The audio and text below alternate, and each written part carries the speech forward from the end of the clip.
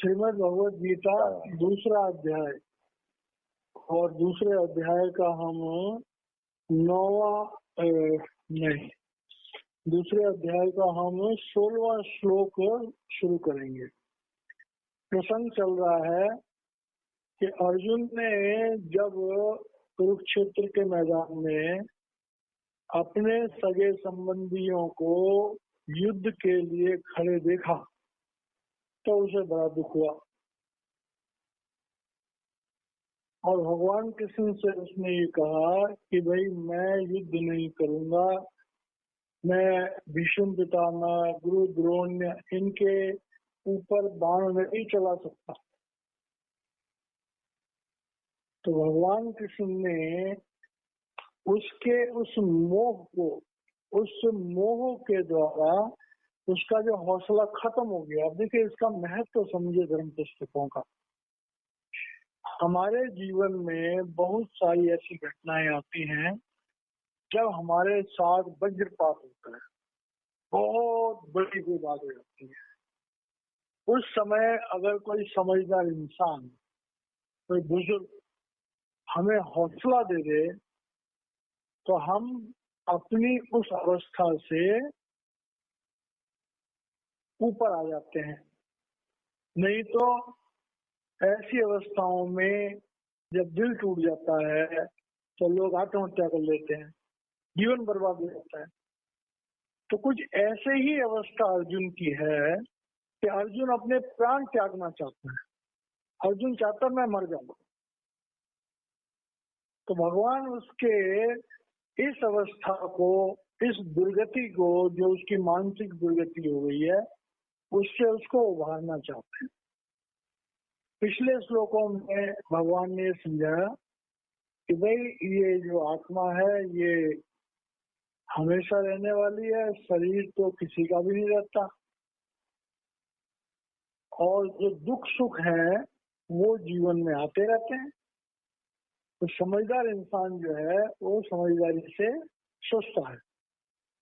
अब ये जो श्लोक अभी हम पढ़ेंगे ये हमारे जीवन में बहुत ज्यादा महत्वपूर्ण है। हर श्लोक ये महत्वपूर्ण है। अब ये श्लोक क्या है? 16वां श्लोक दूसरे अध्याय। ना सतो विद्यते भावो ना भावो विद्यते सतः उभयोरपि दृष्ट्यो अन्तस्त्वन्नयो तत्त्वदर्शिभिः। अब क्या कहते हैं? ना सतो न असतो विद्यते भावो न अभावो विद्यते सतः। भगवान अर्जुन को कह रहे हैं कि इस संसार में सत्य और असत्य की जो अभिव्यक्ति है, सत्ता है, वो विराजमान है, और सत्य और असत्य को अक्सर लोग ध्यान नहीं देते, जानने का प्रयास नहीं करते। उसकी जो वास्तविकता है वो क्या है कि जो असत्य है, कैसे जाने हम असत्य है, कैसे जाने हम सत्य है? असत किसको बोलते हैं? असत कहते हैं जो परिवर्तनशील है, अभाव। जो परिवर्तनशील है वो असत है। अब देखिए दुनिया में हमारा शरीर परिवर्तनशील है। बच्चा, बालक, जवान, अधेड़, वृद्ध, मृत, तो ये शरीर परिवर्तित है, परिवर्तन कर रहा है, परिवर्तित हो रहा है। तो ये असत है। ये संसार परिवर्तित हो रहा है, असत है। अगर हम अपनी चारों तरफ निगाह डालें तो कोई भी चीज हमें ऐसी नजर नहीं आएगी जिसमें परिवर्तन ना हो। हर चीज में परिवर्तन है। तो भगवान कह रहे हैं अर्जुन, सत्य को और असत्य को जानना बहुत ज्यादा जरूरी है। क्यों? क्योंकि जब हम असत्य को जान जाएंगे तो हम ये जान जाएंगे कि ये सब चीजें एक दिन नाश हो जाएंगी। लेकिन दुनिया में क्या होता है, दुनिया में 99.9% लोग जो है, जो असत है, जो झूठ है, जो नाशवान है, उसको ही अपने जीवन का आधार मानते हैं। सबको देख लो, घरों में देख लो, अपने को देख लो, अपने शरीर से कितना मोह है हर इंसान को, हर इंसान को नहीं, हर जीव को। कोई भी इंसान अपना शरीर नहीं त्यागना चाहता। जिसको जो जोनी मिली है वो उस जोनी को त्यागना नहीं चाहता। इस बारे में एक छोटी सी कहानी आती है अर्जुन की और भगवान कृष्ण की ही वार्तालाप आपस में। एक बार अर्जुन ने भगवान कृष्ण से कहा कि हे केशव, तुम तो साक्षात परमात्मा हो, तुम जीवों को वैकुंठ क्यों नहीं ले जाते? तो भगवान ने कहा, अर्जुन, कोई भी वैकुंठ नहीं जाना चाहता। ऐसे कैसे हो सकता है? लोग तो दुनिया में बड़े दुखी हैं, वो तो वैकुंठ जाना चाहेंगे। कहते हैं चलो देखते हैं। तो भगवान कृष्ण और अर्जुन जो है वो अदृश्य रूप से एक मकान में गए, घर में, बहुत बड़ा मकान था। और वहां पर जाकर के उन्होंने देखा कि बहुत बड़े मकान के पीछे वाले आंगन में एक खाट पड़ी हुई है और उस पर एक बूढ़ा इंसान लेटा हुआ। तो अर्जुन और भगवान कृष्ण जो है उसके सामने प्रकट हो गए। उससे पूछा कि भाई बाबा, तुम्हारी हालत बहुत खराब है, तुम्हारा शरीर से चला नहीं जा रहा, खांस खांस के तुम्हारे फेफड़े खराब हो गए हैं और अब जीना मुश्किल हो रखा है। चलो एक काम करते हैं कि तुम्हें वैकुंठ ले चलते हैं, छोड़ो इस शरीर को। तो बुद्ध ने कहा, तुम कहाँ से आए हो, कौन से मेरे दुश्मन हो तुम? तो तुम चाहते हो कि मुझे मेरे प्राण लेना चाहते? मैं प्राण नहीं लेना चाहते हैं, हम तुम्हें वैकुंठ ले जाना चाहते हैं। बुढ़े ने कहा, मुझे बहुत सारे काम है, इतना बड़ा परिवार है, ये सब लोग मूर्ख हैं, इनको अकल नहीं है, बड़ी गलतियां कर देते हैं, रात को दरवाजे खुले छोड़ देते हैं, घर की चाबियां इधर उधर फेंक देते हैं। तो मैं इन चीजों का ध्यान रखता हूँ। अगर मैं नहीं हूँ तो इनके घर में कभी भी डाका पड़ जाए। इस परिवार की देखभाल करना मेरी जिम्मेवारी।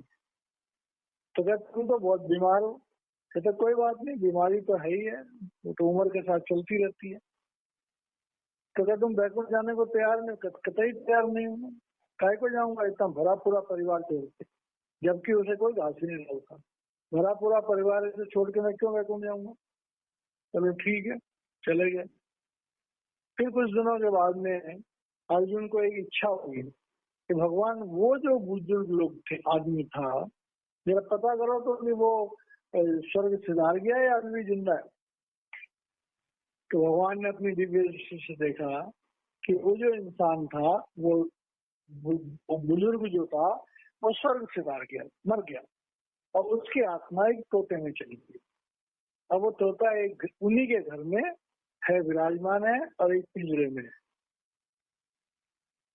तो भगवान कृष्ण और अर्जुन फिर गए वहां पर, और तोते की जवान में ही जो उनसे पूछा कि भाई, तुम तोते की जोनी में हो, ये तो पक्षी की जोनी है, ये तो कोई बहुत अच्छी जोनी तो है नहीं, चलो हम तुम्हें बैकुंठ ले जाते हैं। उन्होंने कहा, भाई तुम समझते नहीं ये बात को। देखो, मैं इस घर की एक तरह से चौकीदारी करता हूँ। सुबह मैं आवाज दे के इनको उठाता हूँ, देखता रहता हूँ कि भाई इनके घर में क्या हाल चाल चल रहे हैं, क्या हिसाब किताब चल रहे हैं। तो मेरे इनकी चौकीदारी करना मेरा फर्ज है। मेरे इन लोगों से मोह है। मैं इस अवस्था में खुश हूँ, तोते के शरीर में खुश हूँ, मुझे मोक्ष की जरूरत नहीं, आप जाइए। चले गए। फिर कुछ साल बीते, एक बार फिर अर्जुन को, क्योंकि वो तांग लगी हुई थी दिल में जानने की, फिर उसने भगवान से पूछा, भगवान वो पता करना जरा तोता कैसे सही सलामत है। तो भगवान ने दिव्य दृष्टि से देखा कि वो तोता उसी घर में किचन का पानी जहाँ जाता है, बर्तन धोने का, सिंक का पानी जहाँ जाता है, उस नीचे उस जो जगह होती है नीचे बना होता है, उसमें वो कीड़े के रूप में जीवन पा रहा है। फिर गए दोनों के दोनों कृष्ण भगवान और अर्जुन, कीड़े से पूछा भाई अब तो तुम्हारी बड़ी दुर्गति है। उसको अपना उभार दिया जिससे उसे ये पता है कि मैंने कौन कौन सी जोनियां ली। तो कीड़ा कहता है भाई तुम तो अब बहुत बड़ी दुर्गति में हो यहाँ पर, अब तुम बैकुंठ चलो। कह रहे नहीं नहीं, ये लोग क्या खाना बनाते हैं, क्या बनाते हैं, सब ये जो बर्तन धोते हैं उसका पानी आता तो मुझे पता होता है इनके हालात कैसे चलते हैं, अगर बढ़िया खाना खा रहे हैं या घटिया खाना खा रहे हैं, ये कर रहे हैं वो कर रहे हैं। खूब सारी उन्होंने अपनी दलील, उन्होंने कहा देखो बहुत गंदी जगह है ये, तुम्हारी हालत बहुत ज्यादा खराब है, कीड़े के रूप में हो तुम। उन्हें अपना उभार दिया भगवान ने। तो वो आत्मा जो कीड़े में थी, कहते हैं यार ज्यादा मुझे ज्ञान मत पढ़ाओ, मैं इस शरीर में सुखी हूँ और मैं फर्स्ट क्लास हूँ, यहाँ पर तरह तरह के टेस्ट मुझे यहाँ पर खाने को मिलते हैं, आप जाओ, मुझे कोई बैकग्राउंड सेकंड नहीं जाना। तो भगवान कृष्ण ने अर्जुन से कहा, अर्जुन देखो प्रकृति का माया का इतना बड़ा जाल है कि जो आत्मा जिस शरीर में है, जिस हालात में है, वो वहां से बैकुंठ नहीं जाना चाहती। चाहे उसे लाख दुख हैं, 1000 प्रॉब्लम हैं, शरीर में 1000 रोग हैं, घर में 1000 परेशानियां हैं, लेकिन वो बैकुंठ नहीं जाना चाहता। और बैकुंठ जाने की पहली अवस्था क्या होती है? विरक्ति। तो वो विरक्ति नहीं चाहता। तो भगवान अर्जुन को समझा रहे हैं कि अर्जुन इस दुनिया में एक समझदार इंसान उसे कहा जाता है तत्वदर्शी। दूसरी लाइन है उभयोरपि दृष्टो अंतस्तु अनयो तत्वदर्शी भी। कह रहे हैं ये जो बात कही गई है ये आम इंसानों के बस की बात नहीं है। लाख किसी को सुना लो, समझा लो, बोल लो, कोई तुम्हारी बात को लिहाज करके सुन लेगा, लेकिन उस पर अमल करने की तरफ नहीं जाएगा।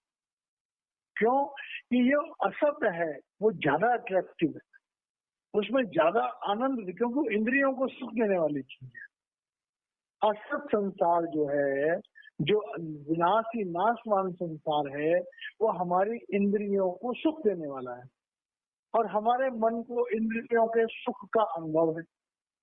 हमारे मन को अंदर के अमृत का, अंदर के शब्द का अनुभव नहीं है, भूल गया। तो इस कारण से असत्य जगत ही हमें सत्य लगता है, वही प्यारा लगता है। और ये असत और सत्य दोनों विद्यमान है। अब कैसे विद्यमान है? कि जो इंसान दुनिया में मरा जा रहा है, आज गणेश चतुर्थी है, वो गणेश जी की पूजा कर रहा है, खूब धन दे रहा है, खूब दान कर रहा है, खूब सब कुछ कर रहा है, लेकिन गणेश जी क्या है? गणेश चतुर्थी का क्या मतलब है? गणेश चतुर्थी का मतलब है कि चौथी अवस्था में जाना, 3 अवस्थाओं को छोड़ करके चौथी अवस्था में जाना, पिंड अंड ब्रह्म को छोड़ करके प्रब्रह्म में जाना। आज जो गणेश चतुर्थी है उसका मतलब यही है कि हम पिंड अंड और ब्रह्म को छोड़ करके प्रब्रह्म में जाएं। तो जो हमारे जीवन में परमार्थ भी है, जो सत्य, क्योंकि सभी लोग मंदिर, बहुत लोग मंदिर जाते हैं, कोई भगवान गणेश जी की पूजा करता है, कोई भगवान विष्णु की करता है, कोई माँ की करता है, माँ वैष्णव देवी की, माँ सरस्वती की, पता नहीं कितने देवी देवता है उनकी करता है। लेकिन अगर उनके दिल से पूछो क्या तुम इन देवी देवताओं के द्वारा जो ज्ञान प्राप्त होता है उसे प्राप्त करके तुम मुक्त होना चाहते हो? एक भी हानि बोलेगा, एक भी हानि बोलेगा।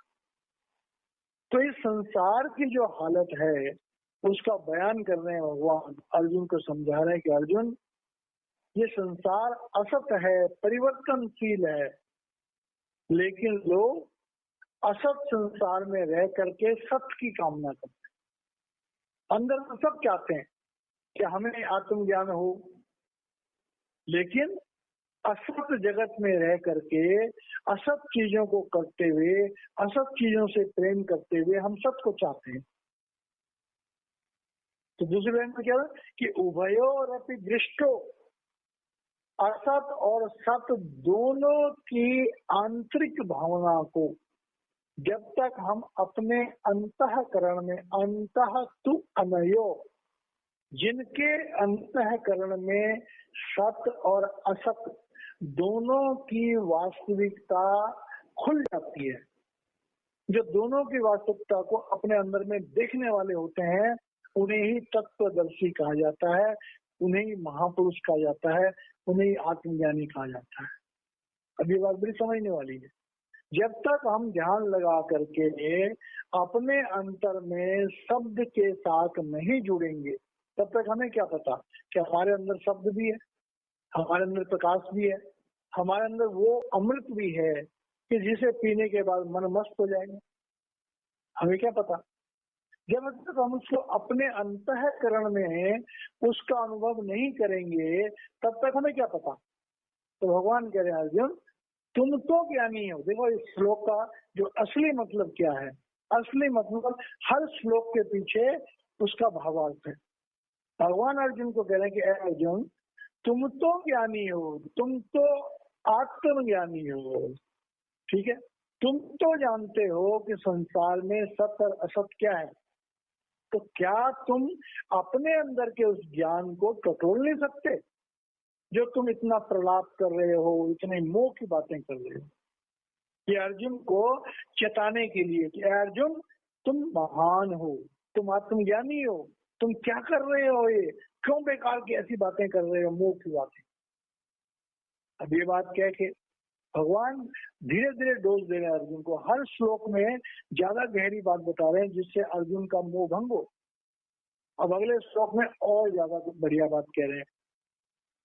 अविनाशी तु तत्विद्धि येन सर्वम् इदं ततम् विनाशम अव्ययस्य अस्य न कश्चित् कर्तुम् अर्हति। अब भगवान कह रहे हैं कि अर्जुन तुम तो ज्ञानी हो, अविनाशी तु तत्विद्धि, जो सत्य और असत की बात करी थी, अविनाशी और नाशवान की बात करी थी, अब उसको खोल रहे हैं, कह रहे हैं अविनाशी तु तत्विद्धि। हे अर्जुन अविनाशी तो तुम उसको जानो। किसको जानो? एन सर्वम इदम ततम, जिस सत्ता से ये समस्त ब्रह्मांड, ये समस्त सृष्टि बनी है, जिसकी ताकत से ये खड़ी है, जिसकी ताकत से इसका रूप बना हुआ है, वो अविनाशी है। और सब जानते हैं कि पृथ्वी तत्व, जल तत्व, अग्नि तत्व, वायु तत्व, ये कभी चारों एक साथ नहीं रह सकते। जब तक उनमें आकाश तत्व नहीं होगा तब तक ये चार तत्व एक साथ रह ही नहीं सकते। ये शरीर में 5 तत्व है, 5वां तत्व गौण है। तो कह रहे हैं कि भाई वो हमारे शरीर में जो आकाश तत्व है उसकी जो सूत्र है अविनाशी तो तत्विद्धि येन सर्वमिदं ततम्, ये समस्त ब्रह्मांड जिस शक्ति से बना, और वो शक्ति क्या है? ज्योतिर्श्रुति। और साइंस भी कहता है कि लाइट एंड साउंड से पूरा ब्रह्मांड बना है। साइंस ने खोज लिया इस बात को कि लाइट एंड साउंड से पूरा ब्रह्मांड बना है। साइंस ने इस बात को अपने एक्सपेरिमेंटों के द्वारा प्रूव कर दिया। तो वो अविनाशी है। तो कहते हैं विनाशम अव्ययस्य अस्य न कश्चित् कर्तुम् अर्हति। और वो अविनाशी जो है जिसके द्वारा ये समस्त ब्रह्मांड बने हैं, उसका नाश करने की 3 लोकों में किसी के पास भी समर्थ नहीं है। कश्चित् कर्तुम् अर्हति, उसका विनाश करने में कोई भी समर्थ नहीं है उसके अलावा। और वो भी कैसे विनाश करेगा? वो अपनी सत्ता को समेट लेगा। तो जो शब्द और प्रकाश की बात सारे धर्म शास्त्रों में कही जाती है, जो प्रभु का रूप है, उस शब्द और प्रकाश का विनाश कभी नहीं हो सकता। वो तो जब प्रभु चाहेंगे तो उसको समेट लेंगे और उसी से प्रलय होती है, उसी से महाप्रलय होती है, और उसी से सारी सृष्टि हो जाती है, और उसी से सारी सृष्टि बनी। तो अर्जुन ये बता, अब क्या इसमें क्या संदेश देना चाहते हैं कि ए अर्जुन, तू तो भगवान का साक्षात अवतार। वो कैसे? क्योंकि तुझमें जो सत्ता काम कर रही है वो सत्ता तो साक्षात परमात्मा की। उस परमात्मा की सत्ता से ही तो तेरा ये रूप बना, तेरा ये रूप चल रहा है। वो रूप तो भगवान का ही रूप है। तो जब भगवान का ही तू रूप है, भगवान का ही सारी सृष्टि रूप है, तो उसका नाश कौन कर सकता है? कश्चित कर्तुम अर्हति, कौन है जो नाश कर सकता है? मतलब उसको समझा रहे हैं कि अब अगले ये शरीर तो मिट्टी के बने हुए हैं, इनमें जो आत्माएं हैं उन आत्माओं का तो नाश कोई भी नहीं कर सकता। तेरे अंदर जो आत्मा है उसका नाश कोई नहीं कर सकता, तू किसी की आत्मा का नाश नहीं कर सकता, तू उनके शरीरों का नाश करेगा। ये समझाने की, ये इस श्लोक के द्वारा भगवान उसको ये समझा रहे हैं। कितने शरीरों के बारे में सोच रहा है जो कि नाशवान ऑलरेडी है। ये तो है ही नाशवान, इनको तो नाश होना ही होना है, लेकिन जिनके दम पे ये चल रहे हैं उसे कोई नाश नहीं कर सकता। अब उस बात को और गहराई से खोल करके जरा, क्योंकि अर्जुन के सामने उन्होंने अर्जुन को ये महसूस कराना। अब क्या कहते हैं? अंतवंत इमे देहा नित्यस्य उक्ता शरीरिणः अनाशिनो अप्रमेयस्य तस्मात् युद्धस्य भारत। भगवान कह रहे हैं अंतवंता, अंतवंता का नाशवान, अंतवंता इमे देहा। अर्जुन, तेरा यह शरीर जो है ये नाशवान है, इसको नाश होना ही होना है, और नाश होने के 50 तरीके हैं। नित्यस्य उक्ता शरीर, लेकिन तेरे इस शरीर में जो आत्मा है वो अविनाशी है, उसका कोई नाश नहीं कर सकता। इसलिए देहधारियों के अंदर जो आत्मा है वो अविनाशी है और देह नाशवान है। अनाशिनो अप्रमेयस्य, जो अविनाशी है वो तो अनंत है, अविनाशी भी है और अनंत भी है। अब अनंत को समझना बहुत जरूरी है। अनंत कैसे है? आज हमारी आत्मा इस शरीर में, अगर हम थोड़ा सा ध्यान लगाएं तो हम ब्रह्म लोक में जा सकते हैं, अंड के जैसा से हम ब्रह्म में जा सकते हैं, हम सक्षण में जा सकते हैं। हमारी जो आत्मा हमारे शरीर में रह रही है, अगर जरा कोशिश की जाए महापुरुषों की कृपा से, गुरु की कृपा से, तो हम अपने शरीर में से अपनी आत्मा को निकाल के अंड के देश में भेज सकते हैं, ब्रह्म लोक में भेज सकते हैं, फिर ब्रह्म में जा सकती है गुरु के साथ और फिर वापस आ सकती है। तो कह रहे ये जो अविनाशी अप्रमेय है, ये सीमित नहीं है, ये अनंत है। तस्मात् युद्धस्य भारत, भाई तूने शरीर धारण किया है, इस शरीर की मर्यादा है कि हम अपने कर्मों का पालन करें। अब यहाँ पर एक बहुत बड़ी राज की बात, कर्म क्या है? एक कर्म ये है कि जो छठे घर में पैदा हुआ, राजा के घर में पैदा हुआ, तो राजपाट को चलाने के लिए उसका कर्तव्य है उसे युद्ध करना है। वो मोह नहीं रख सकता। एक सिपाही है, वो लड़ाई के मैदान में वो मोह नहीं रख सकता, जो मोह रखता है वो सिपाही नहीं है। तो कह रहे हैं कि भाई ये आत्मा तो अनंत है, अनंत को दूसरी रूप में प्रभु का रूप है। तो इसलिए भ्राता जी वो अर्जुन को समझाने की चेष्टा कर रहे हैं कि ए अर्जुन, तू अपने निज रूप को समझ। और इसके अंदर एक बहुत बड़ा मैसेज भी है। क्या मैसेज है? कि इन जैसे ये कह रहे हैं उनको, तो अर्जुन का क्या होगा? आंखें बंद हो जाएंगी, अर्जुन अपनी सूरत को समेटना शुरू कर देगा। ये आंतरिक भाव है, ये आंतरिक भाव है कि ये लफ्ज कहते ही अर्जुन ने बोलते बोलते ही जो है अपनी आंखें बंद कर ली और अपनी सूरत को समेटना शुरू कर दिया। भगवान की दृष्टि पड़ रही है, भगवान की तवज्जो पड़ रही है। ये कोई साधारण ग्रंथ नहीं है, ये तो प्रैक्टिकल ग्रंथ है। भगवान अर्जुन को समझा भी रहे और अपनी तवज्जो भी दे रहे हैं, अर्जुन की आत्मा को बल दे रहे हैं। अर्जुन ने आंखें बंद कर दी और आंखें बंद करके उसने अपना ध्यान ऊपर की तरफ लगा दिया। अब जब अंदर की तरफ ध्यान लगा दिया तो अब अंदर में ये बड़ा अद्भुत ग्रंथ है ये। अब अंदर में अर्जुन, देखिए भगवान बोल रहे हैं, अंदर में अर्जुन अनुभव कर रहे हैं। ये हम लोगों के लिए है, अपने गुरु के शब्दों को हम अंदर में अनुभव करें क्या।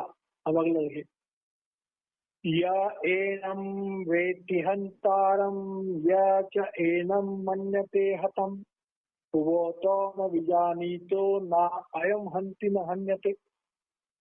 भगवान कह रहे हैं कि यह है जो जानता है अपना मारने वाला, यह है जो जानता है मरने वाला। ये दो ही अवस्थाएं थी, एक आदमी मार रहा है और दूसरा आदमी मर रहा है।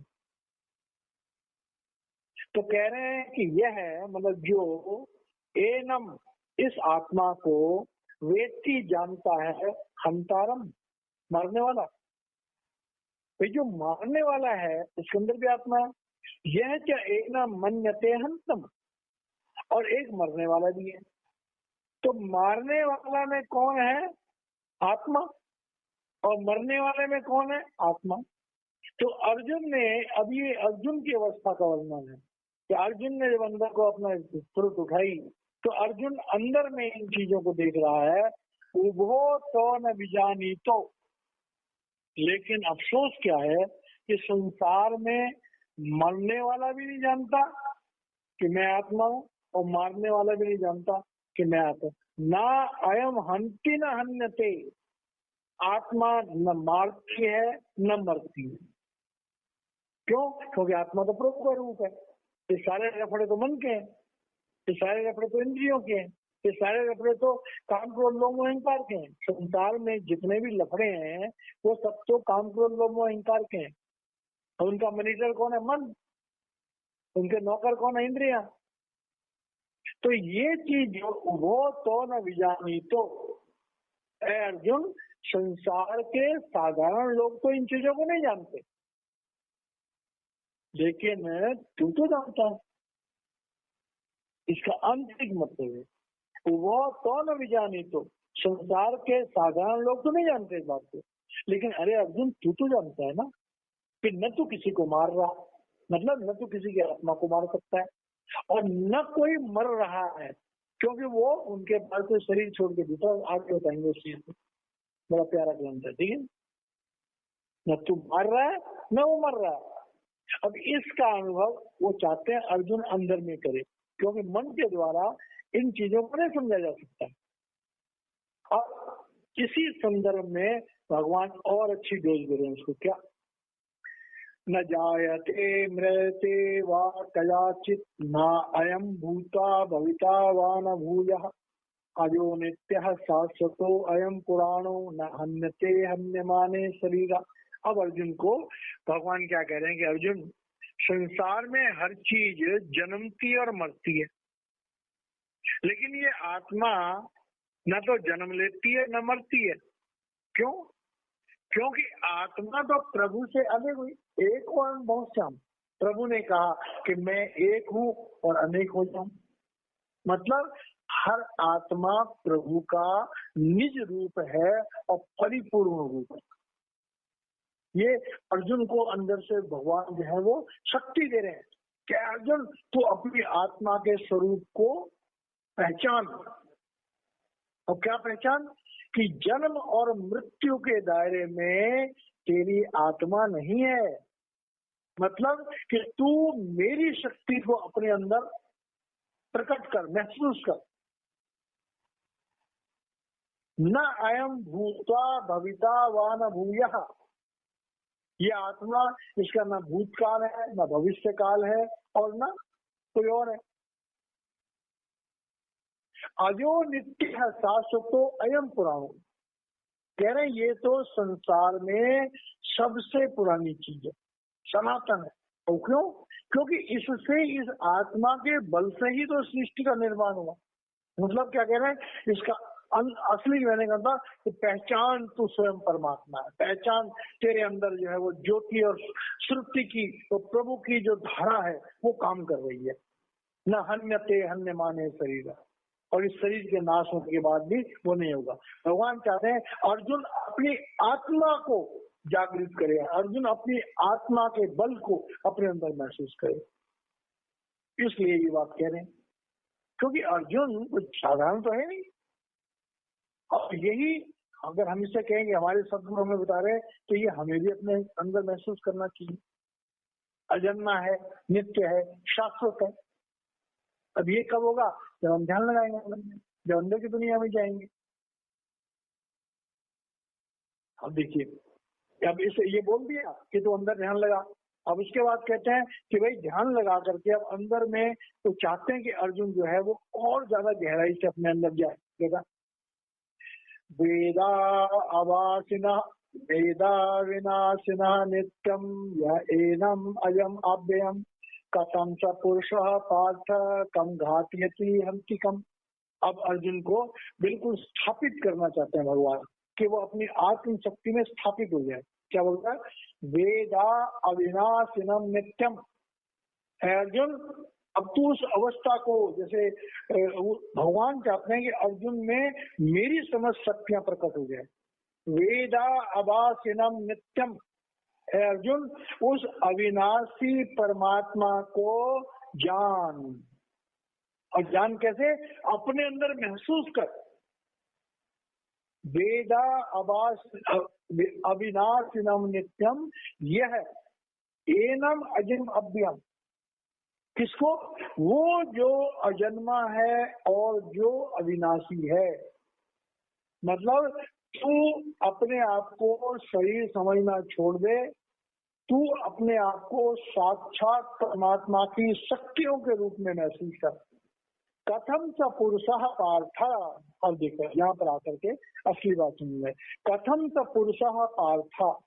अब यहाँ पर क्या है? अर्जुन का शरीर भी है, भगवान की दिव्य दृष्टि भी है। अब अर्जुन पार्थ के रूप में पार्था का पुत्र बोल रहे हैं, क्योंकि तू शरीर है और साथ में पुरुष। अब पुरुष का मतलब यहाँ पर, एक तो पुरुष का रूप है, दूसरा पुरुष का मतलब होता है आदि शक्ति। प्रकृति और पुरुष, पुरुष हमेशा आदि परमात्मा को कहा गया है। कथम स पुरुषा पार्थ, कह रहे हैं पार्थ, जब तू परमात्मा की शक्ति के रूप में प्रकट हो जाएगा तो कम पार्थ कम घातयति हन्ति कम।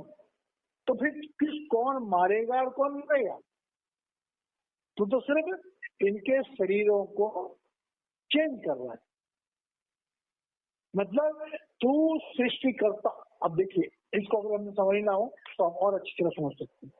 वो परमात्मा ब्रह्मा करोति दीर्घायु, विष्णु करोति संपदा, शिव करोति कल्याणम, गणपति पूज्यनाम। संसार में हजारों 84 लाख किस्म के जीव जंतु है। अब वो पैदा हो रहे हैं, पैदा होते ही वो मर भी रहे।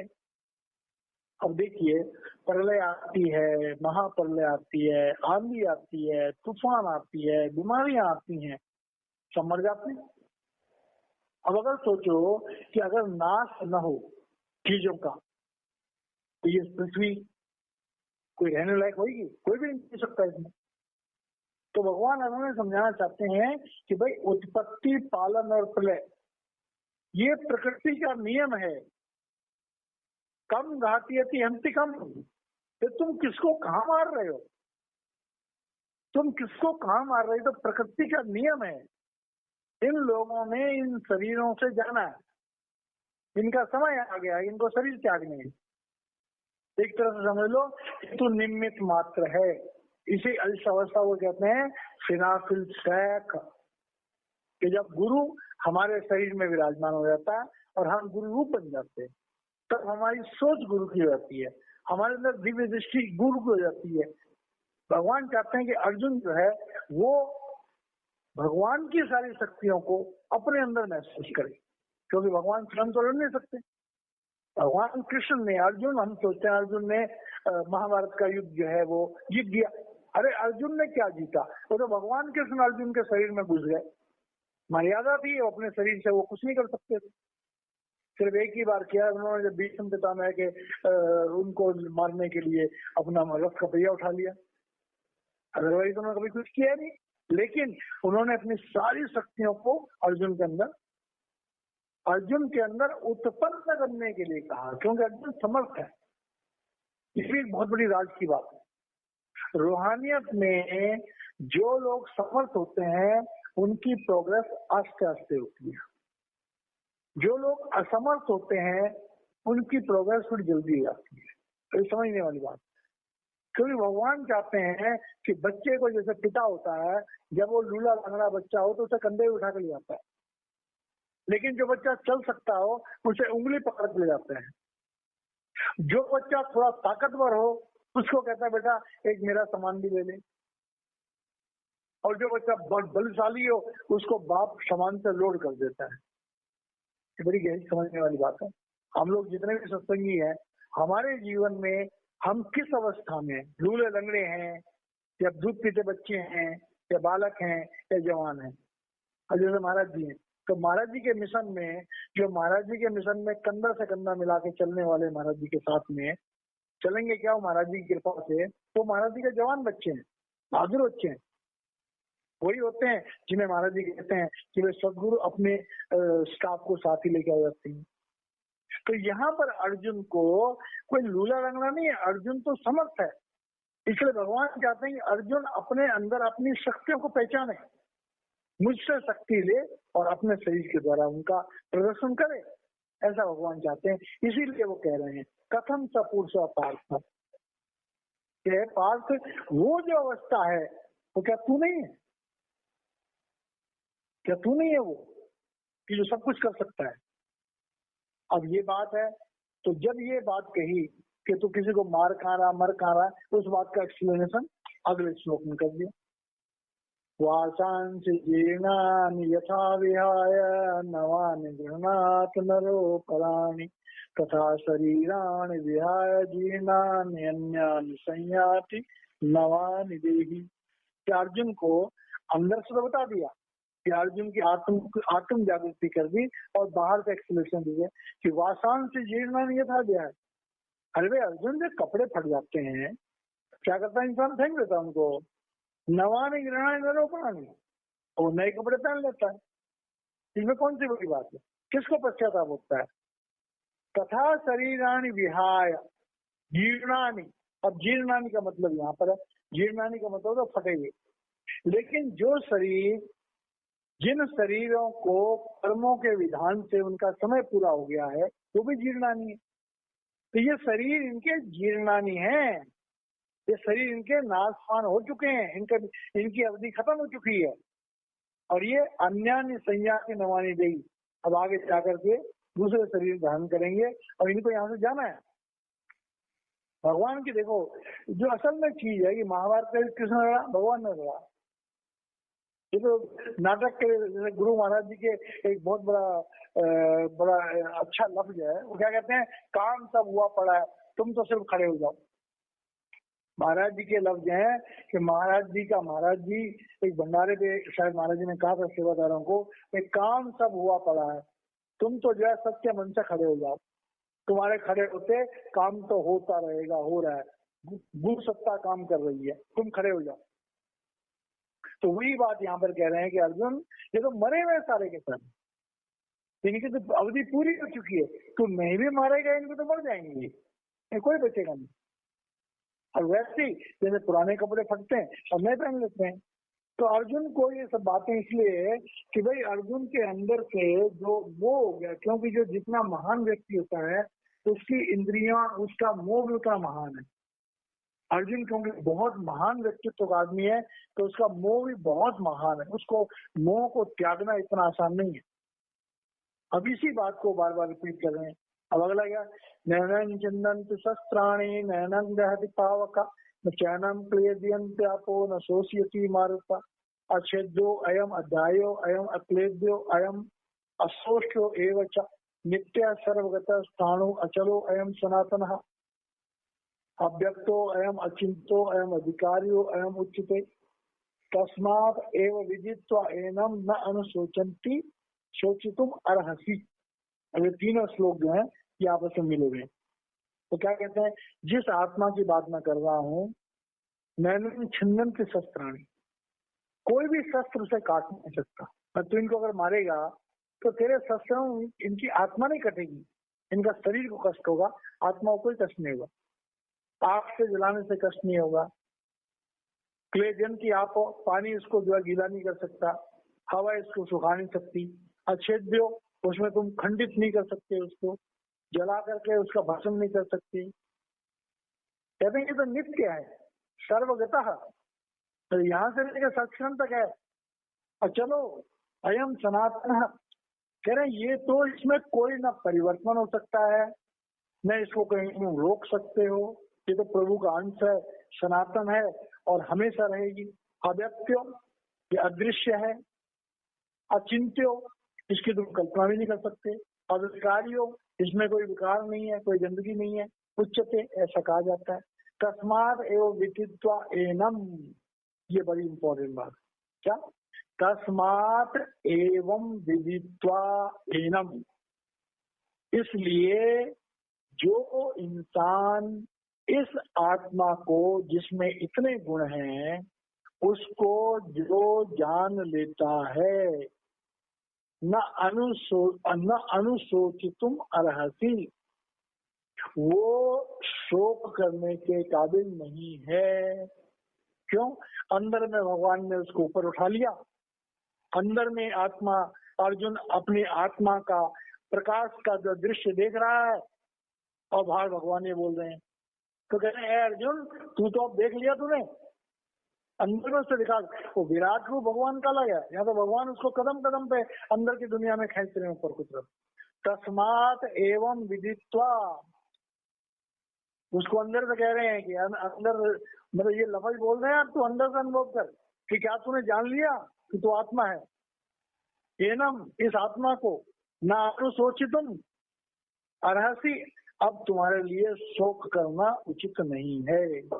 अर्जुन, जिस आत्मा के बारे में मैंने ये गुण बताए हैं, देख तू अपने अंदर में उस आत्मा को देख रहा है, अंदर में उस आत्मा को महसूस कर रहा है।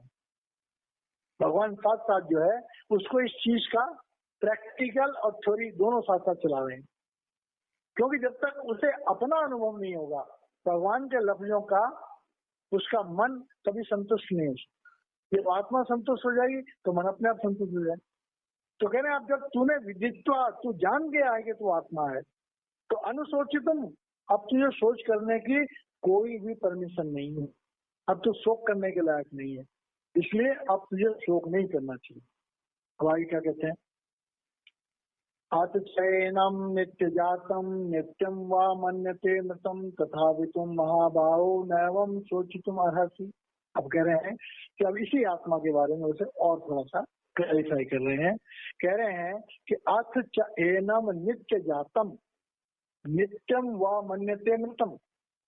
अब कह रहे हैं ये आत्मा जो है जिस दुनिया में तो 84 लाख योनियों में जन्म भी लेती रहती है और मरती भी रहती है।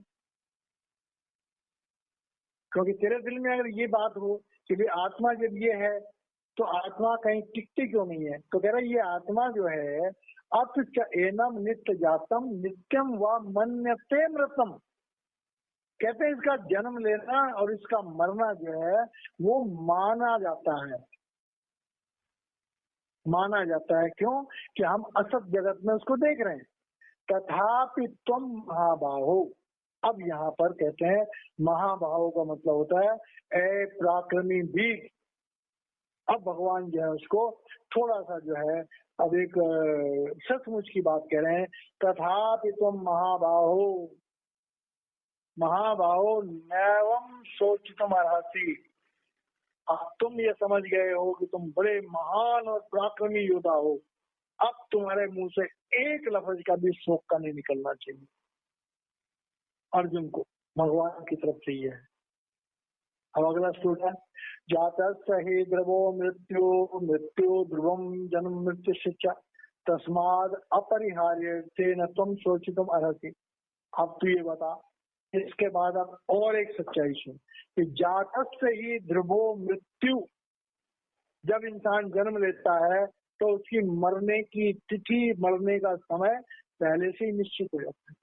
ध्रुवम जन्म मृत्युश्च च, जिसने जन्म ले लिया उसका मरने का समय तो जन्म लेते समय ही निश्चित हो गया। तो कह रहे हैं कि तस्माद अपरिहार्य, तस्माद अपरिहार्य हार्य अर्थे, कह रहे हैं इसलिए जिस काम को टाला न जा सके। अर्जुन, तू अगर चाहेगा भी तो इनकी मृत्युओं को टाल नहीं सकता, ये अपरिहार्य है, ये होनी है, ये होके रहेगी। तस्मात अपरिहार्य अर्थे, तू इनको रोक नहीं पाएगा, तू इनको मरने से रोक नहीं पाएगा। न तुम सोचितुम अर्हसि, तुम भी इनकी मृत्यु को नहीं रोक सकते, इसलिए तुम्हें शोक करने का कोई अधिकार नहीं, कोई अधिकार नहीं शोक करने का, ये तुम्हारी पावर से बाहर है।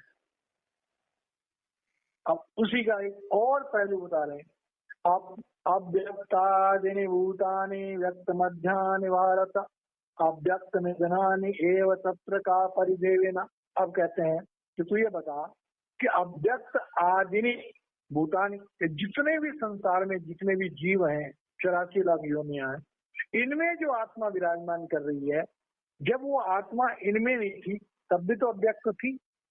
कोई आदमी मरता है तो किसने उसकी आत्मा को देखा? वो अव्यक्त हो गई। जब बच्चा पैदा होता है किसने उसकी आत्मा को देखा? वो भी अव्यक्त है। तो कह रहे हैं कि जन्म लेने से पहले आत्मा अव्यक्त है, अदृश्य है। व्यक्त मध्यानि भारत, जितनी देर आदमी जिंदा है उतनी देर आदमी के अंदर वो आत्मा काम कर रही है। मजे की बात देखो, तब भी अदृश्य है कि भाई आत्मा तो अदृश्य है, जन्म लेने से पहले वो अदृश्य थी। जब जन्म लिया, हमें शरीर मिला, तो शरीर में वो आत्मा लेकिन अदृश्य, कहाँ जानते हैं उसको? अव्यक्त निधनानि, और जैसे ही आत्मा मरेंगे शरीर में से आत्मा निकल जाएगी तो वो भी अव्यक्त है। तत्र का परिदेवना, अरे जो हमेशा ही अदृश्य है उसके लिए रोना धोना करने की क्या जरूरत है? ये बता, उसके लिए रोना धोना करने की क्या जरूरत है? तो ये संदेश है अर्जुन के लिए भी, और ये संदेश है समस्त ब्रह्मांड के लिए कि हम सब लोग अंधे हैं, सब जगह अंधा अंध कमाया, गुरु बिन मध्य न पाए, गुरु कहे सब जगह अंधा। तो यहाँ पर जो है भगवान जो एक तरह से कि गुरु कहे सब जगह अंधा, हम लोग सारे वचन पढ़ते हैं, गुरबानी में आता है सब जगह अंधा अंध कमाया, गुरु बिन मध्य न पाए, गुरु मिले तो आखी देखे कर अंदर मत पाया। उसका ये श्लोक है कि आत्मा तो अव्यक्त है। किसने देखी आत्मा? जिसने देखी है तो अलग बात है, कोई बोलेगा नहीं। तो अंदर से क्या भाव? अबे वो कह रहे अर्जुन, तूने आत्मा देख ली ना, जब तूने अंदर में अपनी आत्मा का साक्षात्कार कर लिया तो अब तू ये बताने को कि वो तो हमेशा ही अव्यक्त है। अब ये मैसेज कह रहे हैं, और अर्जुन भी क्योंकि हर समय इस अवस्था में नहीं है तो भगवान ने उसे अपनी शक्ति दी, तो अर्जुन जो है अपने आत्म साक्षात्कार को देख पाया। अर्जुन भी हर समय आत्मा को देखने वाला नहीं है। अब अर्जुन उस आत्मा के बारे में भगवान जो और स्पष्ट कर रहे, आश्चर्यवत् पश्यति च कश्चित् एनम आश्चर्यवत् वदति तथैव च अन्यः आश्चर्यवत् च एनम अन्यः शृणोति श्रुत्वा अपि एनम वेद न चैव कश्चित्। अब अर्जुन को दोनों बातें बता रहे हैं, जो अभी भगवान ने अर्जुन को शक्ति दी है और अर्जुन अपनी आत्मा का अनुभव कर रहा है, और साथ में अर्जुन को ये भी बता रहे हैं कि देख ये अवस्था तुझे खुद को भी पता नहीं है, जिस अवस्था का तू आनंद ले रहा है। कह रहे हैं आश्चर्यवत् पश्यति कश्चित् एनम, इस आत्मा को कोई देख ही नहीं सकता, और देखने की क्या कोशिश कर, देख कोई करेगा तो आश्चर्य है, कहां से देखें इसको? अद्भुत है, प्रकृति के नियमों के अनुकूल नहीं है, ये तो बिल्कुल अलग चीज है। आश्चर्यवत वदति च क्या तथैव च अन्य, और जो इस आत्मा के बारे में बात भी करते हैं वो भी आश्चर्य करते हैं। वो बता रहे हैं वो आत्मा क्या आश्चर्य। अगर हम ये भी कह दें किताबों में लिखा है कि लाइट एंड साउंड है, तो जिसने लाइट एंड साउंड को अंदर में नहीं देखा उसे क्या पता लाइट एंड साउंड क्या होती है। जो बताने वाला भी आश्चर्य कर रहा है, आश्चर्यवच्च एनम अन्य शृणोति, और सुनने वाला भी आश्चर्य करता है।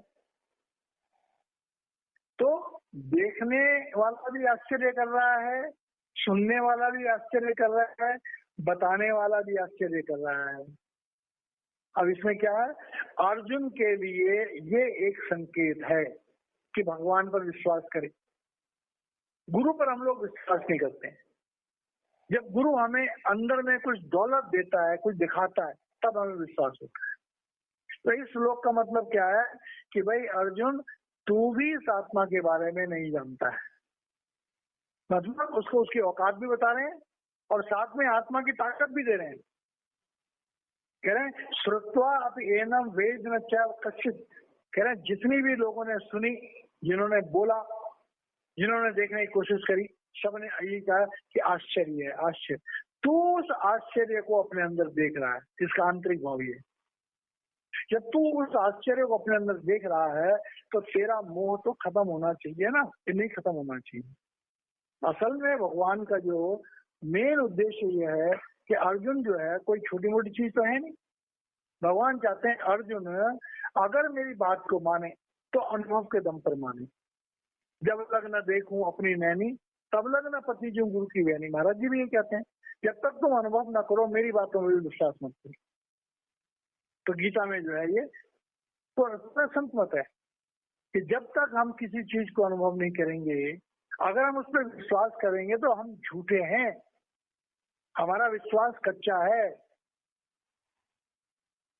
तो हम किसी को क्या बताएंगे, हम ये कहेंगे हमने सुना था, हमने पढ़ा था, महाराज जी ने ऐसा कहा करता। लेकिन कोई पूछे तुम क्या कहते हो भाई, तो चुप। ऋषि याज्ञवल्क्य राजा जनक को ज्ञान दे के आए। गार्गी ने पूछा, ए ऋषि, जिस ज्ञान के बारे में लंबा चौड़ा भाषण आपने राजा जनक को दिया, क्या आप उस ज्ञान के जानने वाले हो? सत्यवादी लोग थे, उन्होंने कह दिया जी मैं उस ज्ञान को जानने वाला नहीं हूं। 4 दिन बाद राजा जनक को भी पता लग गया कि ज्ञान तो झूठा था। तब जाके बाद में उनको अष्टावक्र से ज्ञान मिला। तो इस तरह से जो है सदगुरु की जो कृपा होती है, यहाँ पर भगवान जो है एक सदगुरु की तरह से अर्जुन को ये सब समझा रहे हैं। और भगवान चाहते हैं कि अर्जुन जो है अपनी दिव्य शक्तियों को अपने अंदर महसूस करे और युद्ध करे, समझदारी के साथ युद्ध करे, पूरे निश्चय के साथ युद्ध करे।